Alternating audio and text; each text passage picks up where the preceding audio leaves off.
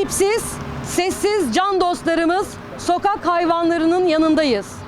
Bizler Ak Kadınlar olarak AK Parti Genel Merkez Kadın Kolları Başkanlığımızca organize edilen 81 ilimizde eş zamanlı olarak düzenlenen bu basın açıklamasını sahipsiz, sessiz can dostlarımız, sokak hayvanlarının beslenme ihtiyaçlarının karşılanması, toplumsal duyarlılığı artırmak ve dikkat çekmek amacıyla açıklamaktan gurur duyarız.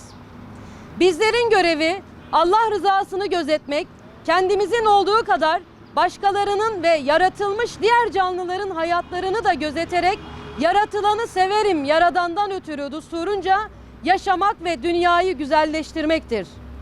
Dünya sahibi insanoğlu değildir.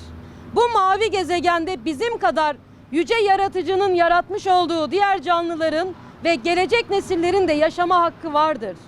Bu hakka saygı göstermeli, emaneti yarınlara güzel bir şekilde taşımalıyız. Dünyayı bizimle paylaşan can dostlarımıza değer vermeli, onları korumalı ve hayatı onlarla paylaşmalıyız. Seslerini duyuramayan sahipsiz hayvanlar, yaz mevsimiyle beraber gelen sıcak havanın getirmiş olduğu yemek, barınak ve su bulma gibi zorluklarla mücadele etmektedirler. Özellikle pandemi ile beraber gelen kısıtlamalarda ve mevsimin de etkisiyle sıcaktan çok fazla etkilenen can dostlarımız ya bitkin düşüyor veya yaşamlarını kaybediyorlar. İki cihan serveri, sevgili Peygamberimiz Hazreti Muhammed sallallahu aleyhi ve sellem hadis-i şerifinde bu dilsiz hayvanlar hakkında Allah'tan korkun diyerek bizleri uyarmıştır.